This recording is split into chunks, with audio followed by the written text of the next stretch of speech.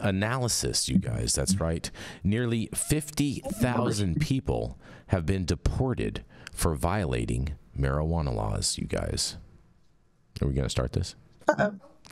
There we go. Now it's all good. So nearly 50,000 non-citizens have been deported over the past decades for violating marijuana possession laws, according to data compiled by the advocacy groups Human Rights Watch and the Drug Policy Alliance. Researchers analyzed federal deportation data for the years 2002 to 2021.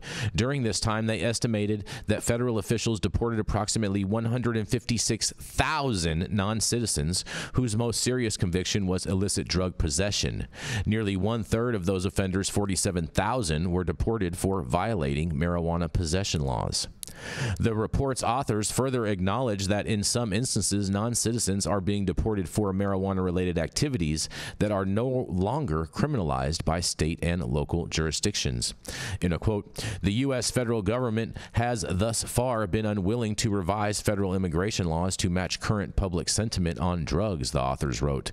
And in an additional quote, there is no statute of limitations in federal law on deportation after a criminal conviction, and many immigrants are still being deported for convictions from the late 1980s and early 1990s, sometimes for conduct that is no longer a crime under state law.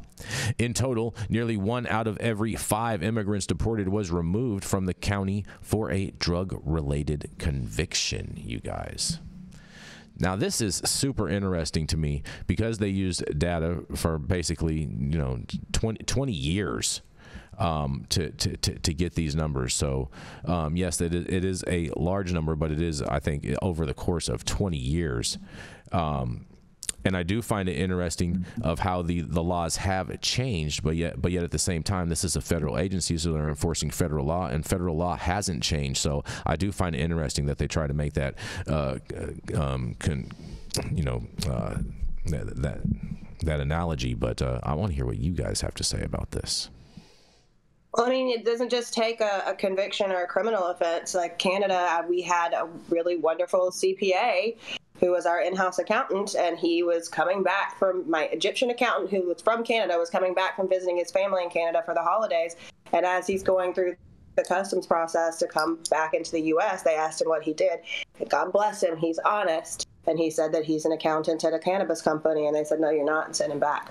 Mm-hmm. So, I mean, I think that this draconian laws that we're still facing with federal prohibition is crazy. If you're here illegally, there's an argument that could be made that you probably shouldn't be breaking laws.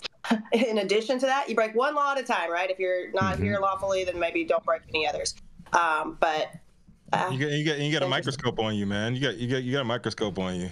Yeah, and I know, without diving deep into the political banter to end the show, because I've been ending the show on a positive note. Okay. Like that. All right, whatever. Say what you want about the real data and the real numbers there. Like, if you're here illegally, man, like, keeping a low profile is how you stay here, right? Like, don't fuck up and don't break the laws, and most likely you will find success. You won't. When I was in the system, when I was in county jails and detention centers, we had a lot of illegal aliens that were there on drug charges. So this is not a brand new phenomena. When I was in Sacramento County, when I first surrendered, we had a bunch of people that had been pinched in growing up on the state lands, the forest lands, a whole bunch of them. And, everybody wanted, help. Can you help me get out of trouble? It's like, look, you're here illegally. Yeah. And my rule has always been, don't break more than one law at a time. And so if you're going to be here illegally and you're going to be running gangster shit, don't be surprised if you end up not only doing some jail time, but then they boot your ass out of the country. Yep. Yeah. Fair. I would be remiss without saying that, the numbers are very down when it comes to like laws and shit, like broken by undocumented people. But yeah, man, if you're here, you want to smoke weed, like, don't get caught.